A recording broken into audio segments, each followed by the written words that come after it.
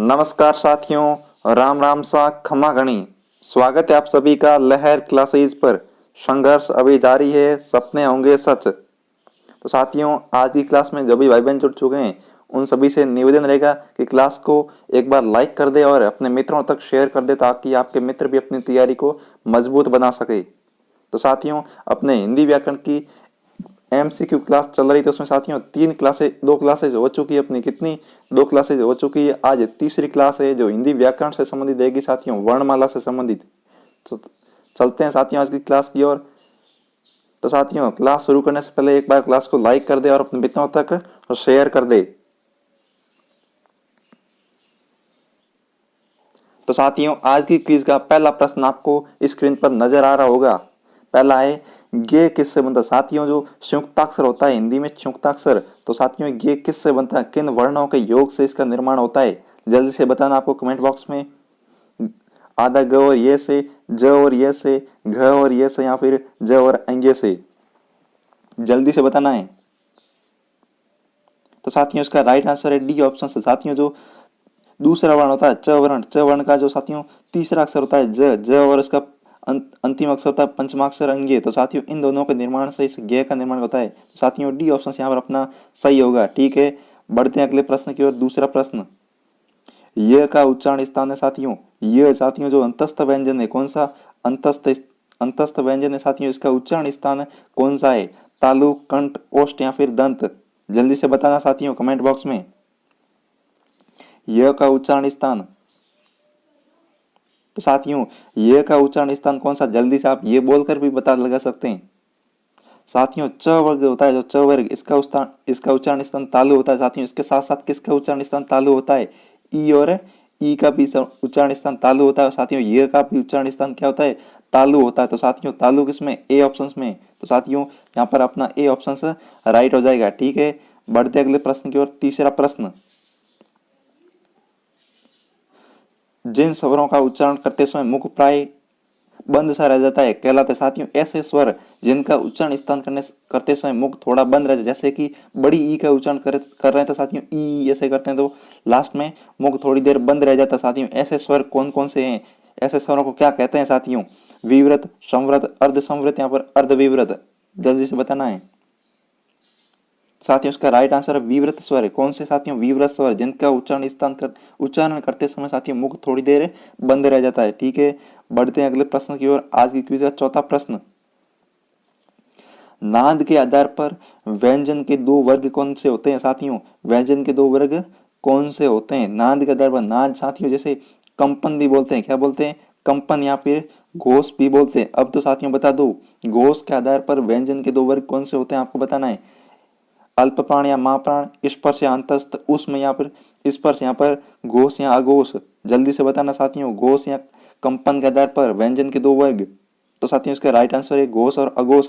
नाद के आधार पर, कंपन के आधार पर, यहाँ पर घोष के आधार पर, किसी भी के आधार पर बोलिए साथियों ये दो भेद होते हैं, अघोष और सघोष। ठीक है, बढ़ते हैं चौथे पांचवें प्रश्न की ओर। हिंदी में आ स्वर को माना जाता है साथियों। हिंदी में जो आ स्वर होता है जिसका उच्चारण करते समय मुख थोड़ा बंद सा रह जाता है साथियों, अभी हमने चर्चा की, मुख थोड़ा बंद सा रह जाता है लास्ट में। तो साथियों आ स्वर को क्या माना जाता है? विव्रत, संव्रत, पूर्ण विस्तृत या पूर्ण विस्तृत?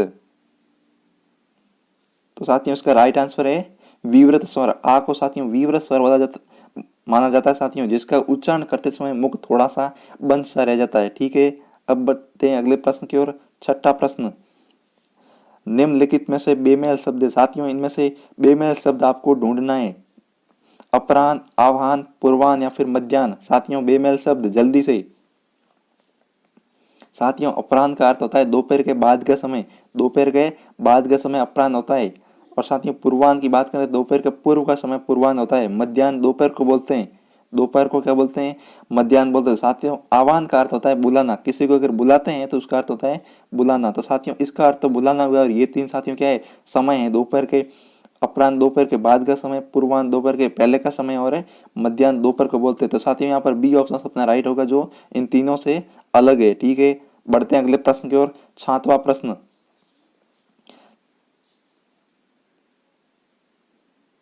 च का उच्चारण स्थान साथियों जो च वर्ग है च वर्ण है, वर्णमाला में व्यंजनों में च वर्ण है, उसका उच्चारण स्थान कौन सा साथियों?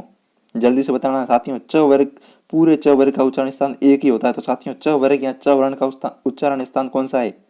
आप उच्चारण करके भी साथियों पता लगा सकते हैं। कंठ, मूर्धा, तालु या फिर ओष्ठ। ओष्ठ का अर्थ साथियों ओट होता है। क्या होता है? ओट। जल्दी से बताना आपको। तो साथियों च वर्ग का उच्चारण स्थान साथियों क्या होता है? तालु होता है। बात करें साथियों क वर्ग के उच्चारण स्थान, तो साथियों क वर्ग का कंठ होता है। च वर्ग का क्या होता है? तालु होता है। मूर्धा होता है साथियों ट वर्ग का। और एक होता है साथियों दंत। क्या होता है? दंत। तो साथियों दंत उच्चारण स्थान होता है त वर्ग का। ठीक है। ओष्ठ की बात करें साथियों, ओष्ठ होता है प वर्ग का। ठीक है। क वर्ग का कंठ, च वर्ग का तालु, ट वर्ग का मूर्धा और त वर्ग का दंत और प वर्ग का क्या होता है? ओष्ठ होता है। ठीक है। बढ़ते हैं आज के क्विज के 8वें प्रश्न की ओर। किस विकल्प में सभी वर्ण स्पर्श व्यंजन है? साथियों किस विकल्प में सभी वर्ण स्पर्श व्यंजन है? जल्दी से बताना साथियों। स्पर्श व्यंजन, स्पर्श व्यंजन साथियों कौन से वर्ण होते हैं?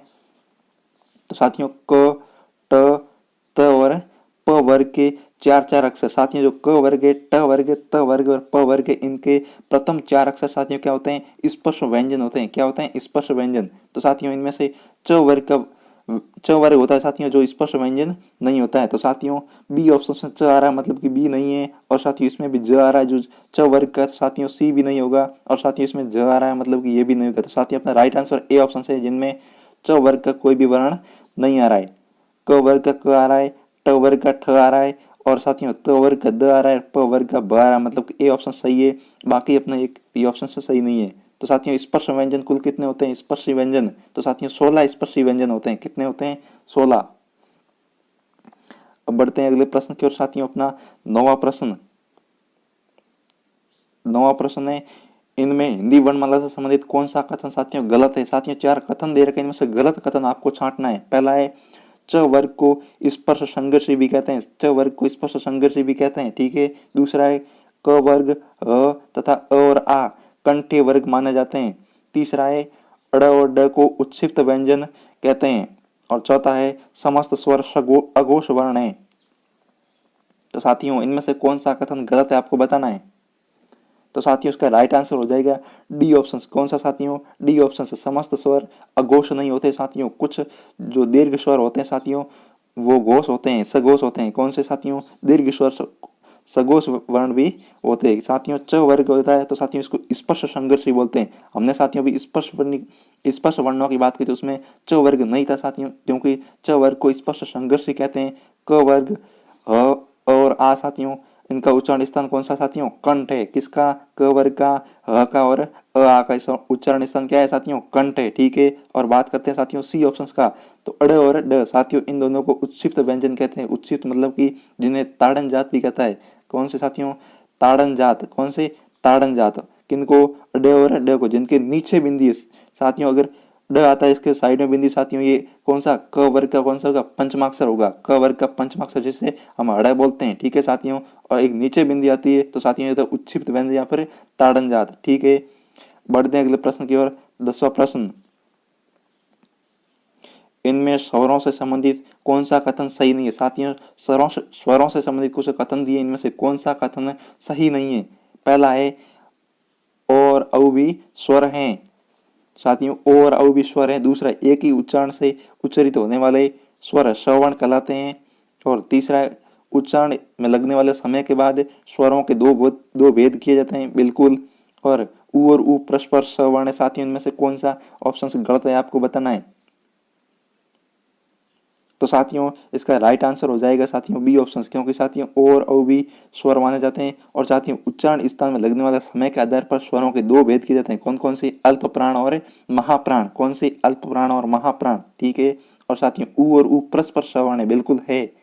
ठीक है। तो बढ़ते हैं साथियों अगले प्रश्न। अपने आप में बी ऑप्शन राइट हो गया। और बढ़ते हैं अगले प्रश्न की ओर। अपना 11वां प्रश्न यहाँ पर बताए, इनमें से किस विकल्प में सभी वर्ण मूर्धन्य? कौन से साथियों? सभी वर्ण मूर्धन्य पूछा है। तो साथियों आपको चार ऑप्शन दे रखे हैं। इनमें साथियों एक ऑप्शन में थोड़ी गलती है। किसमें? इसमें साथियों पर क्या होगा? यहाँ पर होगा साथियों ड। कौन सा होगा? ड होगा। ठीक है। एक इसमें गलती, इसमें भी साथियों होगा यहाँ पर ढ। ठीक है। क्या होगा? ढ, ढक्कन वाला। ठीक है। यहाँ ड और यहाँ ढ। ठीक है। बताना आपको मूर्धन्य वर्ण। साथियों मूर्धन्य वर्ण कौन कौन से होते हैं? एक तो पूरा ट वर्ग साथियों, जो ट वर्ग होता है वो पूरा क्या होता है? मूर्धन्य होता है। उसके साथ साथ साथियों और कौन से मूर्धन्य वर्ण होते हैं? तो साथियों जो री होता है, कौन सा? री स्वर। तो साथियों री भी क्या होता है? मूर्धन्य वर्ण होता है। उसके साथ साथ साथियों स षटकोण वाला, कौन सा? स षटकोण वाला साथियों, यह भी क्या होता है? मूर्धन्य वर्ण होता है। ठीक है साथियों, तो अपने को पहला ऑप्शन देखते हैं साथियों, ट ड स, लेकिन साथियों फ यहाँ पर मूर्धन्य वर्ण नहीं है, तो अपना पहला ऑप्शन नहीं होगा। दूसरा वर्ण है ठ ण ग और ड, तो साथियों ग यहाँ मूर्धन्य वर्ण नहीं है, तो बी ऑप्शन भी नहीं होगा। तीसरा है साथियों अण री ड और ड, तो साथियों ये ट वर्ग का है, ये री हो गया, ये भी ट वर्ग का है, ये भी ट वर्ग है। साथियों यहाँ पर सी ऑप्शन अपना सही होगा, सही हो जाएगा साथियों। जो सी ऑप्शन क्या है? मूर्धन्य है। ठीक है, बढ़ते हैं अगले प्रश्न की, अपना 12वां प्रश्न। ढ का उच्चारण स्थान है साथियों, अभी हमने चर्चा की साथियों, ढ का उच्चारण स्थान है, सभी को आना चाहिए, कंठ, तालु, मूर्ध या फिर दंत। साथियों ढ ट वर्ग का कौन सा अक्षर है? ट वर्ग का कौन सा साथियों? ट वर्ग का कौन सा अक्षर? कौन सा? चौथा अक्षर है, ट वर्ग का चौथा अक्षर साथियों। तो ट वर्ग का उच्चारण स्थान किससे होता है साथियों? मूर्धा से होता है। तो साथियों ढ का उच्चारण स्थान भी मूर्धा होगा, तो सी ऑप्शन अपना सही हो जाएगा। ठीक है, बढ़ते हैं अगले प्रश्न की, अपना 13वां प्रश्न। निम्न में से संयुक्त व्यंजन है, कौन सा साथियों? संयुक्त व्यंजन की बात पूछी है साथियों। संयुक्त व्यंजन मतलब कि जिसमें एक व्यंजन आधा है, दूसरा व्यंजन क्या है? पूरा है। जैसे कि मान लिया आपने आधा स और ये, तो साथियों ये भी एक तरह का संयुक्त व्यंजन है। इस प्रकार साथियों इन शब्दों में किस में संयुक्त व्यंजन का प्रयोग हुआ है? 10 में, 11 में, 13 में या फिर 12 में? साथियों राइट आंसर कमेंट बॉक्स में बताना आपको। तो साथियों इसका राइट आंसर है बी ऑप्शन साथियों, 11 में आधा ग और ये का प्रयोग हुआ, आधा ग और ये, जो साथियों संयुक्त व्यंजन है। ठीक है, बढ़ते हैं अगले प्रश्न की ओर, अपना 14वां प्रश्न। हिंदी वर्णमाला में संयुक्त स्वर कितने हैं साथियों? हिंदी वर्णमाला में संयुक्त व्यंजन पूछा है साथियों, व्यंजन, संयुक्त व्यंजन कितने होते हैं साथियों? जो हिंदी वर्णमाला होती है उनमें संयुक्त व्यंजनों की संख्या कितनी होती है साथियों? संयुक्त व्यंजन कितने होते हैं? 3, 4, 5 या फिर 6? जल्दी से बताना साथियों, संयुक्त व्यंजन। तो साथियों इसका राइट आंसर है 4, संयुक्त व्यंजन 4 होते हैं। कौन कौन से होते हैं साथियों? क्षय, त्रय, गे और एक होता है साथियों श्रवण वाला। ठीक है, ये साथियों क्या होता है? संयुक्त व्यंजन होते हैं। बात करें संयुक्त स्वर की साथियों, अगर पूछे संयुक्त स्वर कितने होते हैं निवर्ण वाला, तो साथियों संयुक्त स्वर भी होते हैं। कौन कौन से होते हैं? ए होता है, कौन सा होता है साथियों? एक ए होता है, एक आई होता है, एक ओ होता है। कौन सा होता है? ओ होता है। और साथ ही एक होता है आउ। ये साथियों क्या है? संयुक्त स्वर है, संयुक्त स्वर है किसमें? हिंदी वर्णमाला साथियों। तो 4 स्वर होते हैं और 4 ही संयुक्त व्यंजन होते हैं साथियों। ठीक है, बढ़ते हैं अगले प्रश्न की ओर, अपना 15वां प्रश्न। हिंदी वर्णमाला में मूल स्वर कितने होते हैं साथियों? जो हिंदी वर्णमाला इसमें मूल स्वरों की संख्या कितनी होती है साथियों? हिंदी वर्णमाला में मूल स्वरों की संख्या कितनी होती है? 4, 7, 6 या फिर 5? अभी हमने इससे पहले वाले प्रश्न में चर्चा की, उसके आधार पर भी आप बता सकते हैं हिंदी वर्णमाला में मूल स्वर कितने होते हैं साथियों। हिंदी वर्णमाला में मूल स्वर कौन कौन से होते हैं? एक अ होता है, दूसरा ई होता है, तीसरा उ होता है और चौथा होता है साथियों री। तो साथियों हिंदी वर्णमाला मूल स्वरों की संख्या कितनी होती है? 4 होती है, अ, ई, उ और री। बात करें साथियों बाकी वाले, तो साथियों आ होता है, वो क्या होता है? अ और अ मिलकर क्या बनता है? अ और अ मिलकर के आ बनता है। ई और ई मिलकर के क्या बनता है साथियों? ई बनता है। उ और उ मिलकर के उ बनता है। और साथियों बात करिए ए क्या होता है, तो साथियों ये मिलता है अ और ई मिलकर के, साथियों अ और ई मिलकर के ए का निर्माण करती है, और अ और उ मिलकर के किसका निर्माण करते हैं? औ का निर्माण करते हैं। किसका? अ और उ का अ और ओ मिलकर ओ का निर्माण करते हैं, और ए मिलकर के अ और ई मिलकर के ए का निर्माण करते हैं। तो साथियों इस प्रकार हिंदी वर्णमाला मूल स्वरों की संख्या कितनी होती है? 4 होती है। ठीक है, बढ़ते हैं अगले प्रश्न की ओर। 16वां प्रश्न। हिंदी वर्णमाला में स्पर्श व्यंजन कितने होते हैं साथियों? हिंदी वर्णमाला होती है उसमें स्पर्श व्यंजन, साथियों स्पर्श व्यंजन कितने होते हैं? जल्दी से बताना आपको, 25, 10, 20 या फिर 15? तो साथियों इसका राइट आंसर है हिंदी वर्णमाला में स्पर्शी व्यंजनों की संख्या कितनी होती है? 25 होती है। कौन कौन से? क वर्ग, च वर्ग, ट वर्ग, त वर्ग और प वर्ग, जिनमें साथियों क वर्ग में 5 होते हैं, च वर्ग में भी 5 होते हैं, ट में भी 5, त में भी 5 और प में भी 5। तो साथियों कुल 5 वर्ग और प्रत्येक में 5 व्यंजन, मतलब कि 5 गुना 5 25 वर्ण हो जाएंगे। हिंदी वर्णमाला कुल कितने स्पर्श व्यंजन होते हैं साथियों? तो 25 स्पर्श व्यंजन होते हैं। ठीक है, बढ़ते अगले प्रश्न की ओर, अपना 17वां प्रश्न। इनमें से कौन सा कथन गलत है साथियों? 4 कथन दे रखे, इनमें से गलत कथन आपको छांटना है। री का उच्चारण स्थान मूर्धा है, ये और वह को अर्धस्वर भी कहते हैं। तीसरा, स्वरों के उच्चारण में किसी अन्य वर्ण की सहायता नहीं ली जाती। यहाँ चौथा है, व्यंजन वर्णों का उच्चारण में स्वरों का उच्चारण का दुगुना समय लगता है। साथियों, जो व्यंजन वर्ण होते हैं उनके उच्चारण में स्वरों के उच्चारण का दुगुना समय लगता है। इनमें से कौन सा ऑप्शन आपको गलत दिखाई दे रहा है, जल्दी से कमेंट बॉक्स में बताइए। साथियों, पहला ऑप्शन दे रखा है री का उच्चारण स्थान मूर्धा। बिल्कुल, री का उच्चारण स्थान क्या है, मूर्धा। ये वाला पहला तो साथियों क्या होगा, सही होगा। कौन सा, पहला सही होगा। ठीक है, दूसरा ये और वह को अर्ध स्वर भी कहते हैं। बिल्कुल साथियों, ये और वह जिनके उच्चारण स्थान करते समय साथियों जीभ कहीं भी टच नहीं होती मुंह में, ये और वह का उच्चारण स्थान करते समय साथियों इनका सही रूप से उच्चारण करें तो जीभ मुंह में कहीं भी टच नहीं होती, इस कारण साथियों इनको अर्ध स्वर भी माना जाता है। तो साथियों, कितने अर्ध स्वर होते हैं साथियों, ये और वह दो अर्ध स्वर होते हैं। ठीक है, हिंदी वर्णमाला में दो अर्ध स्वर होते हैं। ठीक है, अब आया सी ऑप्शन से, स्वरों के उच्चारण में किसी अन्य वर्ण की सहायता नहीं ली जाती। बिल्कुल साथियों, स्वर साथियों जो स्वर होते हैं वो हमेशा क्या होते हैं, स्वतंत्र होते हैं। कैसे होते हैं, स्वतंत्र। इनका उच्चारण स्थान में साथियों किसी की भी सहायता नहीं ली जाती। तो साथियों सी ऑप्शन भी सही होगा। और अब आया अपना डी ऑप्शन होता है साथियों, व्यंजन के उच्चारण में स्वरों के उच्चारण का दुगुना समय लगता है। साथियों बिल्कुल फिक्स नहीं है, कितना भी समय लग सकता है, दुगुने की कोई फिक्स नहीं है। ठीक है, तो साथ यहाँ पर अपना डी ऑप्शन से राइट हो जाएगा। ठीक है, बढ़ते हैं अगले प्रश्न के। अपना 18वां प्रश्न, इनमें से कौन सा कथन सही है। साथियों, कौन सा कथन सही है यह पूछा आपको। मात्राओं का स्वर से कोई संबंध नहीं है, मात्राओं का स्वर से कोई संबंध नहीं है। उच्चारण की दृष्टि से उ और उ ओष्ठ्य माने जाते हैं। तीसरा है समस्त स्वर महाप्राण होते हैं। यहाँ चौथा है विसर्ग की गणना नासिके में की जाती है। साथियों आपको पूछा सही कथन, ध्यान रहे सही कथन का पूछा है, गलत नहीं। प्रश्न को सही पढ़ना है, सही कथन का पूछा है, सही कौन सा है।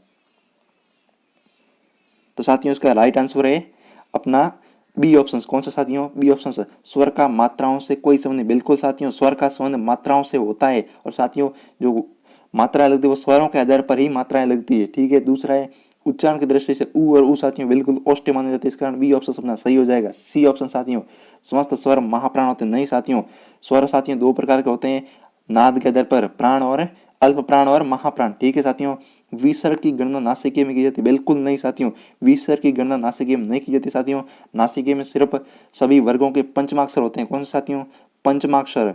सभी वर्णों के सभी वर्गों के पंचमाक्षर साथियों नासिकी में आते हैं, फिर अनुस्वार आता है। ठीक है, अब बढ़ते साथियों अगला प्रश्न की ओर। अपना 19वां प्रश्न, भाषा की सबसे छोटी इकाई। साथियों भाषा की सबसे छोटी कौन सी, लिखित सबसे छोटी इकाई पूछा है। कौन सी भाषा की सबसे लिखित छोटी इकाई कौन सी होती है, स्वर, व्यंजन, वर्ण या ध्वनि। जल्दी से बताना साथियों, भाषा की सबसे लिखित छोटी इकाई साथियों कौन सी होती है, छोटी जो लिखित इकाई होती है। तो साथियों उसका राइट आंसर है जो वर्ण होता है, भाषा की सबसे छोटी लिखित इकाई होती है साथियों। तो साथियों बात करें लिखित का पूछा है, मौखिक कौन सी होगी। साथियों भाषा की सबसे छोटी मौखिक इकाई कौन सी होती है, साथियों ध्वनि होती है। कौन सी, ध्वनि। जो भाषा की सबसे छोटी मौखिक इकाई ध्वनि होती है। अगर बात करें लिखित इकाई की तो साथियों वर्ण होती है जो कौन सी होती है, लिखित इकाई, और ध्वनि होती है साथियों जो होती है मौखिक। ठीक है, बढ़ते साथियों अगले प्रश्न की ओर। अपना 20वां प्रश्न, इनमें से कौन सा वर्ण उत्क्षिप्त व्यंजन है। साथियों उत्क्षिप्त व्यंजन कौन से होते हैं, जैसे हमने चर्चा की थी पहले दूसरे प्रश्न में, ताड़न जात। कौन सा साथियों, ताड़न जात।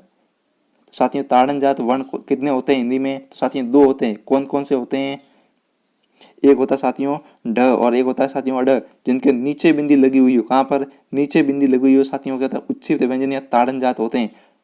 तो साथियों हिंदी में दो होते हैं। और साथियों यहाँ पर कौन सा ऑप्शन में आ रहा है, अड आधार बी में आ रहा है। तो साथियों अपना बी ऑप्शन क्या हो जाएगा, सही हो जाएगा। ठीक है, बढ़ते हैं अगले प्रश्न की ओर। अपना 21वां प्रश्न, निम्नलिखित में से कौन सा वर्ण तालव्य नहीं है। साथियों तालव्य वर्ण कौन से होते हैं साथियों, एक तो होता है च वर्ग, च वर्ग के साथ ई और ई भी साथियों तालव्य होते हैं। और एक होता है स,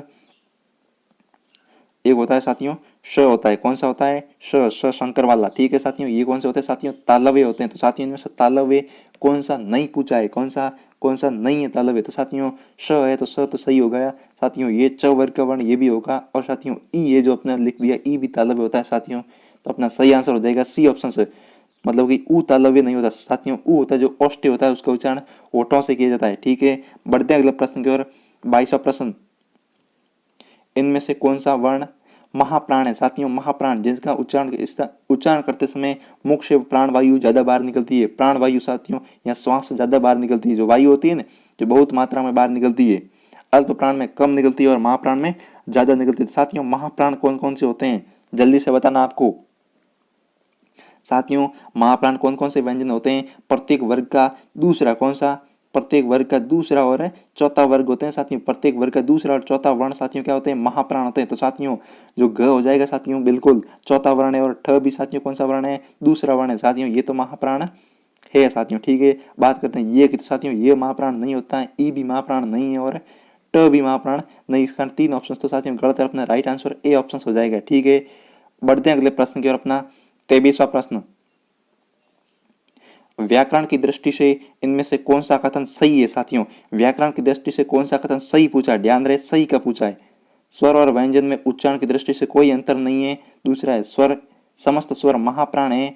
तीसरा है व्यंजन के उच्चारण में श्वास वायु अबाध रूप से मुख से बाहर आती है। और चौथा है मूलतः सभी व्यंजन हलंत है।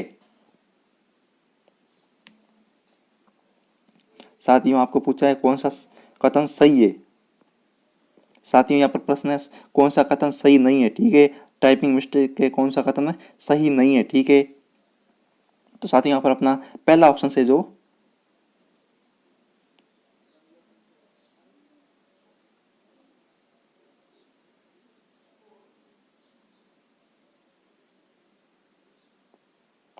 साथियों 23वां प्रश्न, व्याकरण की दृष्टि से इनमें से कौन सा कथन सही है? साथियों जो व्याकरण होती है उनकी दृष्टि से कौन सा कथन सही है? पहला दिया है समस्त स्वर एवं व्यंजन उच्चारण की दृष्टि स्वर एवं व्यंजन में उच्चारण की दृष्टि से कोई अंतर नहीं होता। दूसरा है समस्त स्वर महाप्राण है। तीसरा दिया है व्यंजन के उच्चारण में श्वास वायु अबाध रूप से बाहर मुख से बाहर आती है। चौथा दिया है मूलतः सभी व्यंजन हलंत होते हैं। तो साथियों पहला ऑप्शन से स्वर और व्यंजन में उच्चारण की दृष्टि से कोई अंतर नहीं होता, बिल्कुल होता है साथियों। साथियों अगर व्यंजन का उच्चारण करते हैं तो व्यंजन के बाद स्वर की ध्वनि निकलती है, लेकिन स्वर में सिर्फ स्वर ही होता है। तो साथियों इनमें उच्चारण में अंतर होता है साथियों। पहला तो गलत हो जाएगा। दूसरा समस्त स्वर महाप्राण होते हैं, बिल्कुल नहीं होते साथियों। स्वर 2 प्रकार के होते हैं, अल्प प्राण और महाप्राण। महाप्राण कौन से होते हैं? दीर्घ स्वर महाप्राण होते हैं और ह्रस्व स्वर साथियों अल्प प्राण होते हैं। ठीक है, सी ऑप्शन है व्यंजन के उच्चारण में श्वास वायु अबाध रूप से मुख से बाहर आती है साथियों। व्यंजन के उच्चारण में श्वास वायु मुख से साथियों अबाध रूप से बाहर नहीं आती, क्योंकि साथियों वहां पर पीछे स्वर की ध्वनि निकलती है, इस कारण अबाध रूप से नहीं आती है। अबाध मतलब कि बिना किसी बाधित रूप से। ठीक है, चौथा दिया है मूलतः सभी व्यंजन हलंत होते हैं। बिल्कुल साथियों, मूलतः जो सभी व्यंजन होते हैं साथियों वो हलंत होते हैं। जैसे कि क की बात करें तो साथियों क होता है जो हलंत होता है और पीछे अ जोड़ करके पूर्ण रूप से क बनता है। साथियों मूलतः जो व्यंजन होते हैं वो क्या होता है?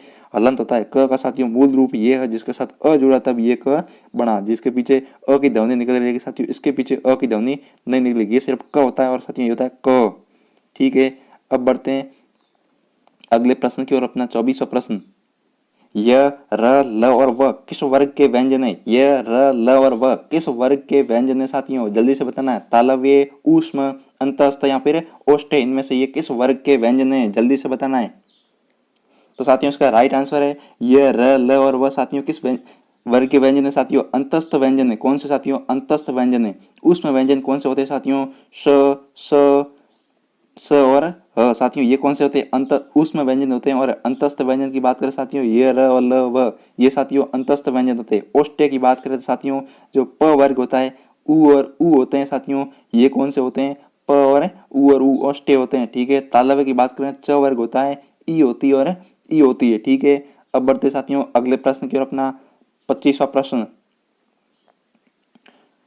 अक्षय होता साथियों जैसे छ भी बोलते हैं अक्षय भी बोलते हैं, ये वर्ण किस व्यंजन का है साथियों? अक्षय का निर्माण साथियों किससे मिलकर बनता है?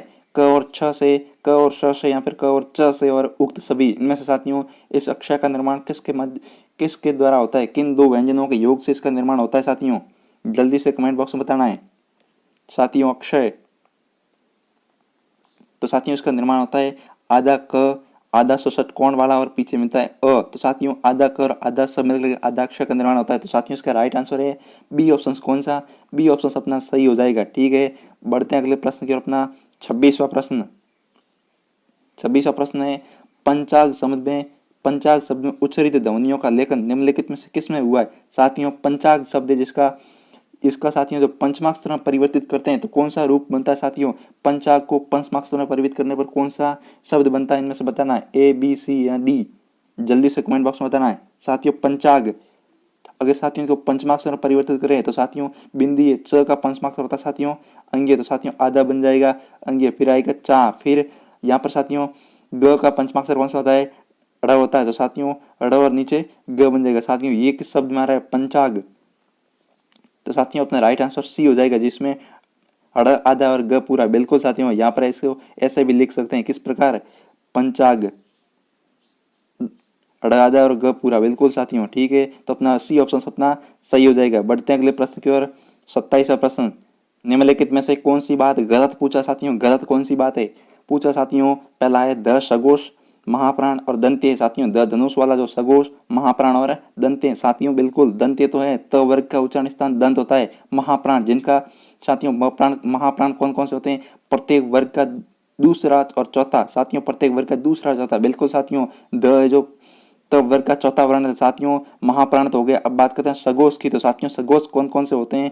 प्रत्येक वर्ग का दूसरा और चौथा वर्ग। साथियों प्रत्येक वर्ग का दूसरा और चौथा वर्ण, ठीक है। सगोश कौन से होते हैं? प्रत्येक वर्ग का दूसरा और चौथा वर्ण। महाप्राण कौन से होते हैं? ये भी साथियों दूसरा और चौथा वर्ण होते हैं, ठीक है। तो साथियों बिल्कुल सगोश भी है, महाप्राण भी और दंत्य भी है, ठीक है। अब बढ़ते साथियों अगले की ओर। ब का पूछा साथियों, ब सगोश है, ओष्ठ है या फिर महाप्राण है? साथियों सगोश कौन से होते हैं? ओष्ठ साथियों प फ और ब। तो साथियों ये ओष्ठ भी है और महाप्राण भी है। महाप्राण कौन से होते हैं? दूसरा और चौथा। साथियों बिल्कुल दूसरा और चौथा साथियों पूछा है। तो साथियों ब किस में आ रहा है? तीसरे में आ रहा है। तो साथियों ब क्या है? महाप्राण नहीं है। तो साथियों अपना बी ऑप्शन कौन सा हो जाएगा? यहाँ पर गलत हो जाएगा। कौन सा? बी ऑप्शन से गलत हो जाएगा, ठीक है। साथियों बढ़ते हैं अगले प्रश्न की ओर। अपना 28वां प्रश्न, स्वर रहित र का प्रयोग हुआ है। साथियों स्वर रहित र का प्रयोग किसका? स्वर रहित र का प्रयोग किस में हुआ है? ट्रक में, पुनर्निर्माण में, त्राटक में या फिर शत्रु में? साथियों स्वर रहित र मतलब कि आधे र का प्रयोग इनमें से किस शब्द में आधे र का प्रयोग हुआ है? जल्दी से कमेंट बॉक्स में बताना किसका आधे र का प्रयोग।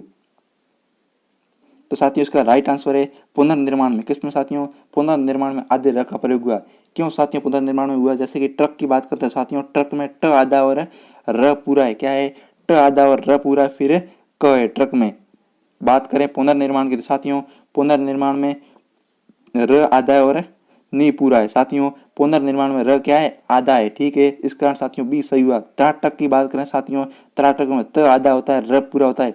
शत्रु में त्र की बात करें साथियों, इसमें भी साथियों त आधा और र पूरा होता है। इस कारण साथियों पुनर्निर्माण में सिर्फ र आधा प्रयोग हुआ है, ठीक है। अब बढ़ते हैं अगले प्रश्न की ओर साथियों। 29वां प्रश्न, यदि नीचे का होठ पूरी तरह से काट दिया जाए। साथियों आपको कल्पना करनी है, काटना नहीं है, ठीक है। नीचे दिए गए होठ, अगर नीचे का होठ पूरी तरह से काट दिया जाए तो किस ध्वनि में उच्चारण में कठिनाई होगी? साथियों किस ध्वनि के उच्चारण में कठिनाई होगी? चार ऑप्शन दिए, ल, ब, ध या फिर ख। साथियों आपको अपना नीचे का होठ पकड़ लेना, फिर उच्चारण करना है। किसके उच्चारण करने में कठिनाई होती है? ल के, ब के, ध के या फिर ख के? साथियों ल का उच्चारण स्थान जीभ से और दंत से होता है। ल का जीभ से और दांत से, ठीक है। साथियों ब का उच्चारण जो ओष्ठ वर्ग का प वर्ग का वर्ण है साथियों किसका है? प वर्ग का। और प वर्ग का उच्चारण स्थान साथियों क्या होता है? होठ होते हैं। इस कारण साथियों यहाँ पर ब का उच्चारण स्थान करने में साथियों कठिनाई होगी। किसकी? ब की। तो अपना बी ऑप्शन यहाँ पर सही हो जाएगा, ठीक है। बढ़ते अगले प्रश्न की ओर। 30वां प्रश्न, 30वां प्रश्न है उच्छिप्त ध्वनि का प्रयोग हुआ है। साथियों उच्छिप्त व्यंजन कौन कौन से होते हैं? हमने चर्चा की थी। एक होता है ड और एक होता है ड़। साथियों ये दोनों कौन से होते हैं? उच्छिप्त व्यंजन होते हैं। तो साथियों इनमें से उच्छिप्त ध्वनि कौन सी है? मतलब कि इनमें से इन दोनों में से किसी व्यंजन का प्रयोग किस शब्द में हुआ है? जल्दी से बताना है। आरजू में, खसरा में, पढ़ई में या फिर जाफर में? साथियों जल्दी से बताना है। तो इसका राइट आंसर साथियों सी, पढ़ाई में ढ का प्रयोग हुआ है, जिसके नीचे बिंदी लगी हुई है। कौन सा साथियों? उच्छिप्त व्यंजन है, जिसे ताड़न जाति बोलते हैं। और साथियों अगर ताड़न जात शब्द का प्रयोग व्यंजन का प्रयोग हो जाता है साथियों वह शब्द पूरा होता है। उच्छिप्त व्यंजन पूरा पूरा शब्द उच्छिप्त शब्द कहलाता है, ठीक है। अब बढ़ते हैं अगले प्रश्न की ओर। अपना 31वां प्रश्न, संयुक्तों को छोड़कर हिंदी में मूल वर्णों की संख्या कितनी होती है? साथियों जो संयुक्ताक्षर होते हैं हिंदी में कौन कौन से? अक्षय, त्रय, ज्ञ और श्रव। साथियों इन चारों को छोड़कर हिंदी में मूल वर्णों की संख्या कितनी होती है? साथियों हिंदी में मूल वर्णों की संख्या, साथियों स्वर प्लस व्यंजन साथ में बताना आपको। स्वर और व्यंजन को साथ में बताना है, ठीक है। मूल वर्णों की पूछा है, ना कि व्यंजनों की या स्वरों की।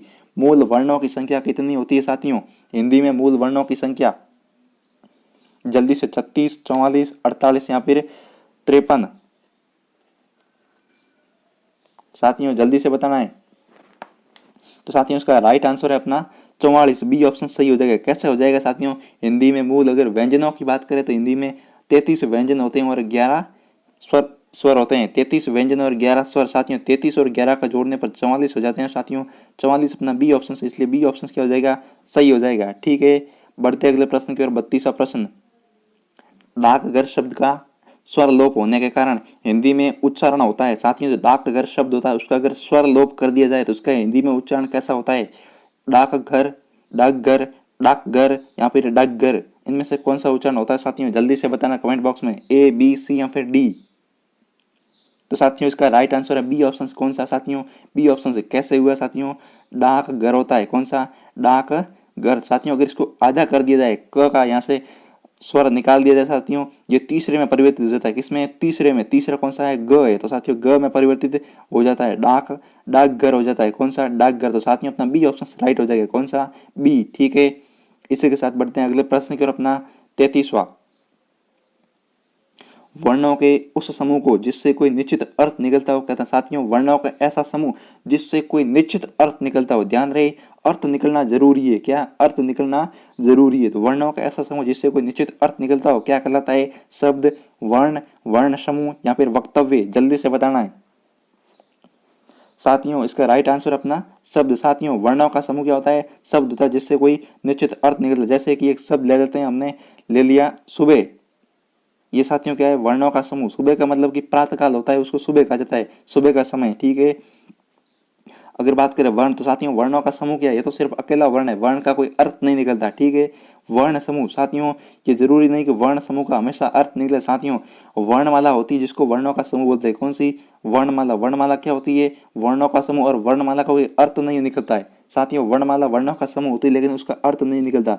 कभी कभी वर्णों के समूह का अर्थ निकलता है, जैसे कि शब्द हो गया वर्णों के समूह में, तो साथियों उसका अर्थ निकलेगा। लेकिन अगर वर्णमाला हुई तो वर्णों के समूह का अर्थ नहीं निकलेगा। तो साथियों बी ऑप्शन भी गलत है, सी ऑप्शन भी गलत है। और वक्तव्य, वक्तव्य मतलब साथियों वाक्य होता है जिनमें साथियों एक से अधिक शब्द होते हैं।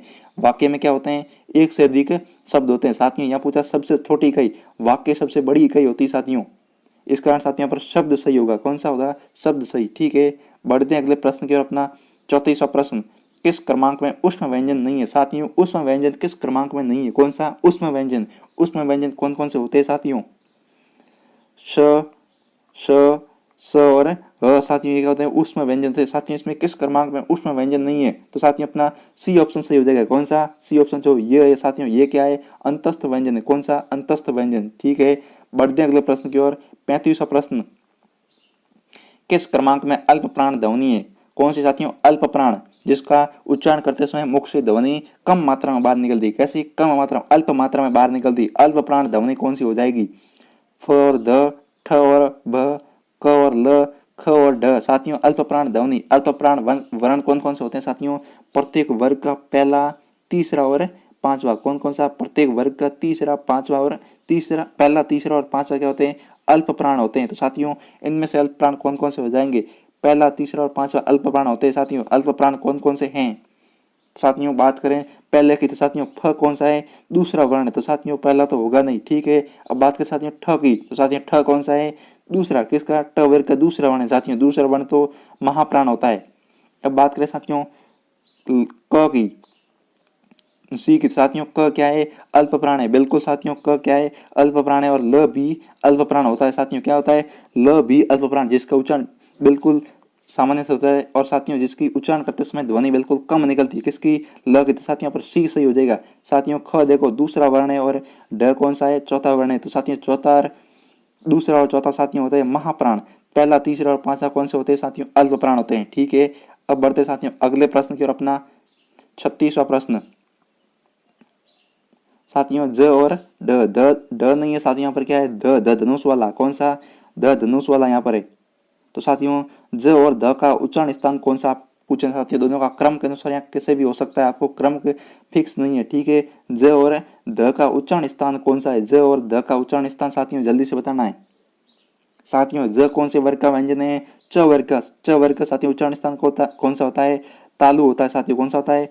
तालव्य होता है। तालव्य किन में? इन दोनों में। ठीक है, अब बात करते हैं दूसरा ध का। ध धनुष का साथियों उच्चारण स्थान कौन सा होता है? द साथियों होता है त वर्ग का। त वर्ग का उच्चारण स्थान साथियों दंत होता है। दंत किस में साथियों? ए में दंत है, ए नहीं है, बी नहीं है और सी नहीं है। साथियों दंत किस में है? डी में। तो साथियों डी ऑप्शन अपना सही हो जाएगा। कौन सा? डी ऑप्शन से। ठीक है साथियों, ज का उच्चारण स्थान हो जाएगा तालव्य और ड कौन सा? द का उच्चारण स्थान द धनुष वाला, इसका उच्चारण स्थान है साथियों दंत्य। ठीक है, बढ़ते हैं अगले प्रश्न की ओर। अपना 37वां प्रश्न, अस्वर का उच्चारण स्थान। साथियों जो अस्वर होता है उसका उच्चारण स्थान कौन सा होता है? साथियों अ का उच्चारण स्थान कौन सा होता है? मूर्धा, कंठ, तालु या फिर ओष्ठ? मूर्धा, कंठ, तालु या फिर ओष्ठ? जल्दी से बताना, अस्वर का उच्चारण स्थान कौन सा होता है? साथियों अस्वर का उच्चारण स्थान, साथियों अगर बात करें क वर्ग की, क वर्ग का उच्चारण स्थान होता है साथियों कंठ। किसका? क वर्ग का कंठ होता है। इसके साथ साथ एक और अ का उच्चारण स्थान साथियों कंठ होता है। अ के साथ साथ अ और आ, किसका? अ और आ, इन तीनों का उच्चारण स्थान क्या होता है साथियों? कंठ होता है। तो साथियों अ स्वर का उच्चारण स्थान क्या हो गया? कंठ हो गया। तो अपना बी ऑप्शन क्या हो जाएगा साथ यहाँ पर सही हो जाएगा। कौन सा? B option. ठीक है, बढ़ते हैं मित्रों अगला प्रश्न की ओर। 38वां प्रश्न, निम्नलिखित में से कंठ तालव्य स्वर कौन से में? साथियों कंठ तालव्य, जिसका उच्चारण कंठ और तालव्य दोनों से होता है साथियों, कंठ और तालव्य से होता है साथियों, जल्दी से बताना है। साथियों कंठ का उच्चारण किससे होता है? अगर बात करें स्वरों में, स्वर का पूछा है। ठीक है, तो स्वरों में साथियों कंठ का उच्चारण स्थान होता है अ और आ। कंठ होता है उच्चारण स्थान अ और आ का, और तालु होता है साथियों ई और ई का। तो साथियों इनसे मिलकर कौन से स्वर बनते हैं? किन से साथियों? अ और आ से और ई से कंठ तालव्य बनते साथियों। ये हो जाएगा कंठ और ये हो जाएगा तालु साथियों। तो इनसे कौन से स्वर बनते हैं? तो साथियों बनते हैं अ और ई मिलकर के ए बनता है, और आ और ई और बड़ी ई मिलकर के ए बनते हैं। तो साथियों अपना पहला ऑप्शन सही हो जाएगा। कौन सा? ए और आई। साथियों ए और आई का उच्चारण स्थान कौन सा होता है? कंठ तालव्य। किसका? ए और आई का। अब बढ़ते साथियों अगले प्रश्न की ओर। अपना 39वां प्रश्न, सेकंड लास्ट क्वेश्चन, स्पर्श व्यंजनों को उच्चारण स्थान के आधार पर कितने भागों में बांटा गया? साथियों जो स्पर्श व्यंजन होते हैं उनको उच्चारण के स्थान के आधार पर कितने भागों में बांटा गया? साथियों स्पर्श व्यंजन हिंदी में कितने होते हैं? 25 होते हैं। कौन कौन से होते हैं साथियों? 25 व्यंजन होते हैं। कौन कौन से होते हैं? क वर्ग होता है, च वर्ग होगा, क वर्ग, च वर्ग, ट वर्ग। कौन सा? क, च, ट और त वर्ग और फिर प वर्ग। साथियों 5 वर्ग होते हैं और प्रत्येक में 5-5 वर्ण होते हैं। इस कारण 25 व्यंजन हो गए साथियों। तो इनको साथियों उच्चारण के आधार पर कितने भागों में बांटा गया? जल्दी से बताना है। 3, 4, 5 या फिर 2?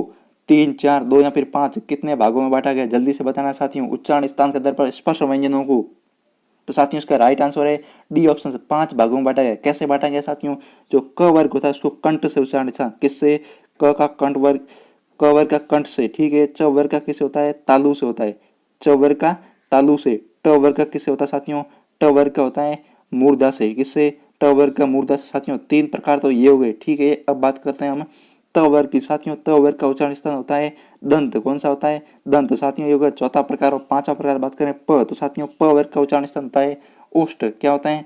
ओष्ठ या फिर ओठ। तो साथियों कितने प्रकार हुए? 2 और ये 5, 3 और साथियों 2 कितने होते हैं? 5 होते हैं साथियों। तो साथियों स्पर्श व्यंजनों का उच्चारण स्थान के आधार पर साथियों 5 भेद होते हैं। कितने होते हैं? 5 भेद। तो अपना डी ऑप्शन क्या हो जाएगा? सही हो जाएगा। बढ़ते मित्रों आज की क्विज के अंतिम प्रश्न की ओर। 40वां प्रश्न, निम्नलिखित में से किस वर्ण के उच्चारण में जीवा दांतों को स्पर्श करती है? साथियों ऐसा कौन सा वर्ण है जिसके उच्चारण में जो जीभ होती है वह दांतों को स्पर्श करती है? कौन साथियों जीभ दांतों को स्पर्श करती है? ऐसा कौन सा वर्ग, ऐसा कौन सा वर्ण है? क, च, त या पी, प? साथियों आपको उच्चारण करके पता लगाना है। उच्चारण करो और जल्दी से बताओ किसके उच्चारण करते समय जीभ होती है जो दांतों को स्पर्श करती है? तो साथियों क का उच्चारण स्थान करते समय साथियों कंठ से होता है, च का तालु से होता है, जीभ तालु को टच करती है, और त उच्चारण स्थान जिसका उच्चारण दंत से होता है, किससे होता है साथियों? दांतों से होता है, और जीभ कहाँ टच करती है? दांतों को टच करती है। इस कारण साथियों अपना सी ऑप्शन सही हो जाएगा, त वर्ण। कौन सा? त वर्ण, सी ऑप्शन सही हो जाएगा। साथियों इसी के साथ आज की अपनी वर्णमाला की जो क्विज होती है वो पूर्ण होती है साथियों। कौन सी? वर्णमाला की 40 प्रश्नों की क्विज पूर्ण होती है साथियों। इसी के साथ हम अगली वर्णमाला के कुछ प्रश्न 40 प्रश्न लेकर और फिर मिलेंगे साथियों। तब तक के लिए आप सभी मित्रों का बहुत बहुत धन्यवाद।